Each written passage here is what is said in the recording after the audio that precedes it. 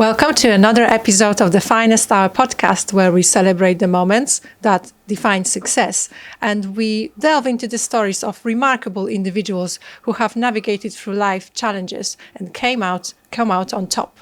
Today, my guest is Edward James, Managing Director at Citizen Machinery UK. Edward, welcome to the podcast. Good morning, Ilona. Thank you for having me. Yeah, thank you for coming all the way from Milton Keynes today. Exactly, yes. So thank you for making this journey. And I really look forward to delve into your story, Edward. Before we do, just briefly introduce yourself and the company. Well, as you said, I'm Edward James and I'm the Managing Director of Citizen Machinery UK. We're a daughter company of Citizen Machinery Japan, which itself is part of the famous Citizen Watch Corporation. Yeah. We're one of two European hubs selling directly in the UK and Ireland to end users and through distributors throughout Western Europe, EMEA countries. And we have two offices in the UK, one in Watford, which is our previous headquarters and our solution centre, and one in Stourbridge, which is our centre of excellence. And we're the largest supplier of bar turning lathes in the UK. Yes. And I can guarantee that everybody has touched something today made on one of our machines, or used something either in their car, their plane, phone, computer, medical, glasses, you name it. We've got more than 120,000 machines running around the world. That's remarkable. And how long have you been with Citizen? I've been with Citizen now 11 years, but I've been working in the machine tool industry since I left school in 1985. Yes, yeah. And as Managing Director, have you joined as Managing Director? No, I joined Citizen in 2012 as Technical Manager with a view to becoming the Technical Director. But there was a change in shift in the company that they wanted to move in a far more technical direction rather than a sales-focused direction. And I was appointed Managing Director in 2017. But let's go back a bit, because how you actually got into this business, right? How do you get into this business? And for you, I think it was your interest in machines from an early age. I just, as a child, I guess I'm like most engineers, I was absolutely fascinated about everything when I was a child, biology, chemistry, physics, making things, I used to love trying to blow my mum's kitchen up with the chemistry set, much to her dismay. But, I used to like making airfix kits, going down the model shop and getting balsa wood and making boats. And that kind of moved on, that as I got a little bit older, it used to drive my parents mad because they'd buy me a train set for Christmas, and on Boxing Day it'd be in 200 pieces all over the dining room table, as I learned, how it was made and how it worked and if I could improve it. And eventually I started settling on electronics. I found computers fascinating. We had the early introduction of computer games and PCs and things. And that was when I was only 7 or 8 at the time, but that was when my sort of fascination turned towards mechanics and electromechanical engineering and electronics. And I think I built my first radio when I was about 8. Your first radio? Yeah. So I've always had this fascination, but ultimately I decided that I wanted to go into engineering. I wanted to make things. And then from there, what was your progression when your first stepping stone to actually a career in manufacturing and engineering? Well, at the time, when you didn't want to stay on at school, you used to go down the careers office and they used to ask you a few questions, and as soon as they picked up on something that you liked, they would send you in the right direction. And I was very fortunate at the time that there was a lot of large engineering companies around the Milton Keynes area where I grew up. And there was a training academy that I went to called Milton Keynes Industrial Training Group. Mm-hmm. And from there, I got an apprenticeship with an electronics company in Milton Keynes. And but that was in the maintenance department, working in the machine shop, repairing the machines. Mm-hmm. So I'd done a 5-year HND in electronic and mechanical engineering. And just started working with machine tools from there on in, and was fascinated by it. And over the years, you progressed pretty much to the top. Today you're the Managing Director of Citizen, but you always sort of had that in mind where you were going in terms of your career progression. Yeah, I've only ever worked for 4 companies, and they've always had some kind of Japanese connection. That's interesting. I like the foresight. Is this a coincidence, or is something? No, not really, because the Japanese have a very good sort of foresight to the future. They plan a long way ahead. They're not a hire and fire company. When things are quiet, they put training in place, and there was always good opportunities to progress. Mm-hmm. But the company I'd done my apprenticeship with, unfortunately, they suffered and was in decline because the technology was being superseded Yeah. and they didn't keep up. And that was when I took the leap from working in a maintenance department to working from the first Japanese machine tool company. And that was how many years before? That was Citizen? in 1994, so that 1994. was quite a few years ago now. And then fast forwarding, obviously, you got the top job at Citizen, and you obviously have been doing it for a few years now. And you've already had some significant challenges in that time. Let's face it, main, obviously, to call it Brexit and the pandemic. Yeah. But I think, from our chats, it's the interesting story, really, how you basically turned this very difficult time into an opportunity time was the investment, right? That was in a time when nobody wanted to invest.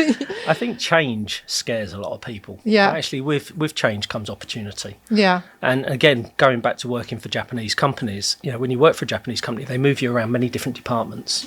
And I started off working for an end user. I worked for an OEM, then I worked for a dealer, distributor, and then I joined Citizen. And Yeah. I think having worked around many different departments and having worked with good and bad people in good and bad circumstances, you get quite a good rounded sort of opinion and experience Yeah. about things. And that's the one thing I'd recommend to anybody. If you work in a large company, try and move around inside the company as much as you can.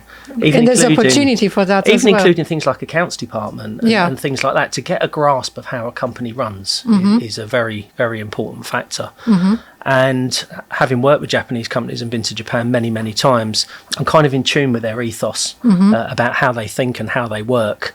And I saw Brexit as an opportunity to exploit that, to be But honest. interesting though, because you said you used their way of looking at things as an opportunity, whereas they didn't see the opportunity. They didn't want to do it. Did they? It was very, very clear that you What can was there? understand that, as a large distribution company in Europe, Yeah. Brexit was seen as a major problem by Yeah. our Japanese parent company. And Yeah. we had to take some big steps to We mitigate almost forget that. it because it's been a few years back now, but I remember the sentiment at the Yeah. time. So, we were picking up on the fact that, the machine tool industry in the UK was nervous about Brexit. Most of the machine tool dealers in the UK only deal with the UK market, but we're a distributor around many countries. Yeah. And we wanted to maintain that. So I knew that our parent company were nervous. So I got on the plane. Yeah. I went to Japan and I said to them, look, if you want to show UK manufacturing that you're serious about manufacturing, this is what you need to do. You need to invest in a new centre of excellence to show the market that you mean business. When other companies are possibly retracting, you can show that confidence. But also it was twofold. You had to explain to them that not only do we want to invest in this new facility, but we want to invest in people and train people. It's an important part of what we do, and there's a big skill shortage in the UK. They thought, well, if you spend £4 million, how many more machines are you going to sell? Well, Yeah. I said, well, if we don't spend £4 million, how many machines are we not going to sell? That we sell at the moment. Yeah. We might see a decline in our business. Yeah. We might need to make this investment just to stay Where we are. Yeah. And actually, it did result in a lot more business. Yeah. Yeah. What in terms of like those negotiations? What were their fears? Their fears were that it could be a white elephant. £4 million is a lot of money. And when you Yeah. spend £4 million into a facility, if you have to sell it later, you don't get £4 million back. Yes, that's true. So, it was a long-term plan, but that fits in with our parent company working on what they call a short, medium and long-term plan. And the long-term plan is 10 years. And the plan for 10 years is to increase sales by 25%. So I just Yeah. took advantage of their long-term plan and said, well, Yeah. we need to expand. We need to deliver what you want to Yeah. your shareholders. This is what you need to do. In terms of how long has it been open? Then you said because it opened in what year was it? It opened in 2019. 2019. Yeah, we bought the building in 2018. Yes. It was difficult to find a site that was in the existing area where Yeah. our staff were, because our staff are one of our most important assets. Mm-hmm. And we didn't want to just move somewhere in the Midlands and lose the good staff that we had. So we were fortunate enough to find a building that we could modify and add a showroom to, which is what we have now. But in terms of that decision, like, was it solely your idea? Did you had the feeling that this is the right thing to do? I really need to get these guys to understand. I'm going to jump on the plane and do it because I don't know, were they trying to impose maybe let's retreat, what was your thinking, or what was driving you? I think, you've got one chance, and the one chance was to go to Japan with a plan. Yeah. If I hadn't, what would they have thought? You're not taking Brexit seriously. At least I'd rather go and put forward something and it be a mistake than not do anything at all. But having worked with these people at the time, over 8-9 years, I had good relationships with them. Yeah. Many trips to Japan, many beers, many social occasions, which they take, that to be a very important part of the job, to almost build like relationships. A part of the family, right? Citizen is a family. Yeah, for sure. It has very family values. That's interesting. I would want to just imagine you being all determined, going there and no, guys, we need to do it. Because if we don't, we're just going to lag behind. Yeah. So it took a lot of courage, because if the thing's gone wrong, what do you think will happen to you? Well, we were confident that we could expand our presence in the market. Yeah, you just knew that's the right way to do it. We knew it was part of the future plan. Yeah. So, what was the during the planning and assessment? How did you ensure this is going to bring the yield? Did you have like a projection plan, or because obviously, give us the money is one thing. Second thing is we need to deliver the building. We need to increase the sales, because obviously it's also important. When I took over in 2017, we had a clear plan as to how we were going to expand the business. There were key areas of opportunity in the product range, and we worked with our parent company to develop new products for our markets. And we were confident that we could expand the business. And one of the justifications was that our existing building was suitable for a purpose, but was not big enough or could not be extended to take on the extra business. We had an existing established business in the Midlands, which we wanted to keep but expand, and we saw our growth area in the Midlands. But I guess really it's having that belief that you can find the people, you can train them, you can find the customers, you can work with trade associations like Maine in the Midlands. We've made some great contacts, and we had the conviction that we believed that that we could do it. And we had the energy and the morale and the support in the business from the staff to achieve this. So obviously it's a difficult time to navigate through. What was the on the other side of that, like the ripple effect of this decision in terms of where the company is today? Has it paid off? Yeah, I mean, the machine tool industry in the UK is quite a close-knit business. We all know all the other companies, and we all know all the other MDs and things. And I think, one thing that did surprise me was the positivity that I received back from our competitors and other machine tool companies in the Midlands, that what we were doing was great for our industry. It was sending a good message to the UK. And other machine tool companies were very complimentary about what we were doing, and several of them followed suit and expanded as well. So you think there's like a bit of a healthy competition going on, or absolutely, because it's quite a competitive market where you guys are? Yeah, I mean, it's no different to the car market or any other type of market. It's a very competitive market. We have very good technology, very reliable machines, but it's backed up with very good support, and I think that's a key part of our industry sector.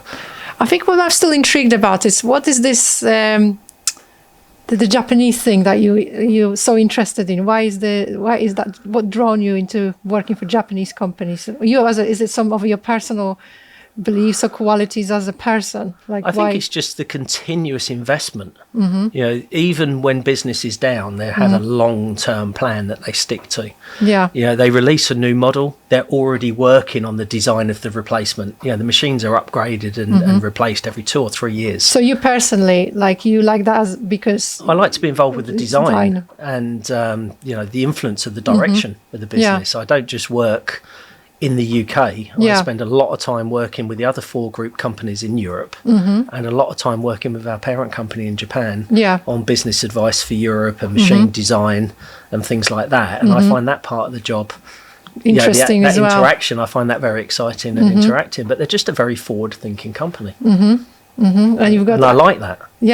That's interesting. I didn't know you were getting involved in the design of things as well. Yeah, one of our newest models of machines, which has been received very successful in the UK, was a joint collaboration in Europe that we came up with the design of a machine that we thought was missing in the market, and it's proven to be very successful. And that's basically all your experience from previous years in engineering. That's a dream job, really, isn't it? Yeah, you're relying on things that, not just experience of things that have been good, but you're relying on experience of things that you've seen which have been bad. Like design faults in machines or oversights or things like that. But basically, it comes down to having a high level of technical capability. But, as you said, being an all-rounder, because you've been to all many different... You almost did like an apprenticeship, right? Because now every part of the business, so from design, but the payroll, the people, which is a crucial part of any business, of course. I think, it's very difficult to take an engineer and turn them into somebody who knows how to run a business. Yeah. When you've worked in the accounts department and you've worked in business planning and you've worked in engineering and you've worked in applications and spare parts, and, you get a good round feeling for how a business works. But it's quite a step to work out a business plan. We have to put forward a business plan every year. In December for the next year, and that profit and loss and everything requires a high degree of knowledge and skill. I can't do it on my own. I have a chief financial officer that helps me and other people in the business, and we rely on information fed back to us through trade associations and things like that, and customers to help us form a business plan. So if you was to give an advice to people going through crises, how do you turn them into opportunities? Because that's really difficult, but that's the job, isn't it? So what sort of, when you face such challenges or uncertainty, as a leader of the company, in your opinion, what do we need to do and be mindful of? I think the first thing you need to do is talk to your customers to understand what the problems are. Yeah. You then need to speak to your senior teams or people in your company to get a feeling if there's any ideas. But no one person's a mountain. Nobody who runs a business should ever be afraid to go outside and seek help and support from trade associations. There's lots of companies like CEQ and people like that offer coaching, and sort of round table events and things like that. Problem shared is a problem halved. Don't ride it all on your own shoulders. Seek whatever help you need. If you've got a problem with a HR issue, you go out and you seek help from a HR company. If you're having a crisis, speak to people. So is that what got you through in terms of the Brexit, you think? No, I think what got us through in the Brexit was an understanding that we'd built a large amount of a team of people. We didn't want to lose anybody, and we needed to remain busy.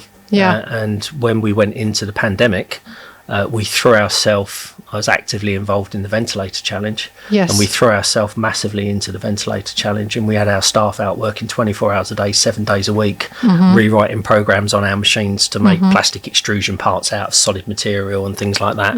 And we delivered 40 machines in 3 weeks to customers to make parts for ventilators. Wow, that's remarkable. So that was over the 2020 period. The best thing to do is to keep your company busy. But we couldn't do that if we didn't have the support of our parent company. Citizen is a big company, and it's nice to have that comfort that you've got that behind you. The big support from.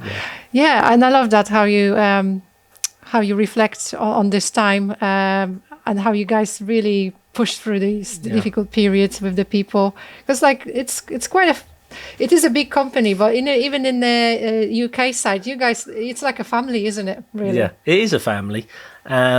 It's nice having the parent company behind us and other group companies and people that are in similar positions to me that I can liaise with. And during the pandemic, every week we used to have our little video conference between the MDs and people like that and talk about what was going on and how the virus was affecting different countries. But although we have a business plan, you still have to deliver it. Yes. You can't fall short of the business plan. And in terms of your aspirations, like short term now or long term for your role? I think we've grown to a size that we're comfortable with, and I think the most important job now falls into 2 categories. One is to make sure the company is sustainable in its current size, so that there's enough business and enough to keep everybody busy and to make a profit for our parent company. And secondly, to make sure that our company is constantly growing and adapting internally in terms of skills and knowledge and succession planning. It's a very, very key part. A lot of companies don't plan well for succession planning. It just happens. And it's part of the Japanese culture again. you know, to keep alluding back to the Japanese in the way that they work. They're constantly moving people around the businesses and thinking about the future. Who's going to be in that job in 5-10 years' time? How old is this company, Citizen? How long? It's about 102 years old now. Yeah. It started off century old. It started off as one gentleman who decided that he could improve the economy in Japan if he could make cheap and affordable watches for Japanese citizens to get to work on time. And that's why it's called Citizen, right? Citizens working for citizens. I love it. I didn't know that. That's like really interesting. That's the motto of the company. Citizens working for citizens. Love it. And in terms of, I always ask this to our guests, where do you take your inspiration from? Because we always need something to keep us going. You know, sometimes we need to tap into something, you know, to keep us going, especially in difficult times. Or, you know, we inspired from within, from our memories. So for you, what is it? And I think it starts from a very young age. I was very fortunate growing up that my grandfather, after he finished serving in the Second World War, he trained to be a first-class cabinet maker. And the furniture that he made, the quality, the attention to detail was absolutely outstanding. And I think that kind of, although unfortunately we lost him at too young an age, I think that whole ethos was in our family. And, you know, when I started working in engineering, the attention to detail and quality was always a very important factor. Because you looked at any of these artifacts that he made, you still got it? We've still got items that are made. And he also for a time worked at Pinewood Studios working on film sets and things like that. So yeah, it was interesting. There was lots of pictures and information and articles and things which I could take inspiration from. But also I think maybe that's where my skill comes from, that side of the family. But I've also taken inspiration from history and famous people and people like Isambard Kingdom Brunel and people like that, and read about their failings and to get nearly everybody who got where they got there through. Because we only see the iceberg, that everything's great, but like usually it's most of the time is failure, isn't it? It's hard. So it's interesting that you find it, you know, you found it in your own family, and how beautiful that you guys also look after the artifacts and the beautiful objects that he's created, right? It's a real pleasure. Yes, fantastic. Ed, thank you so much for being on the podcast today. It was a real pleasure to talk to you. And your story of leadership, resilience and innovation is truly inspiring. And I wish you many more successful years at Citizen and look forward to following your career. Thank you very much. Thank you for being on the podcast today. That's been a pleasure. And thank you for watching this episode of the Finest Hour podcast, where we celebrate the moments that define success. Hope you enjoyed the story of Edward and story of Citizen. Thank you for watching. Please don't forget to subscribe, like and share. And I'll see you on the next episode. Thank you.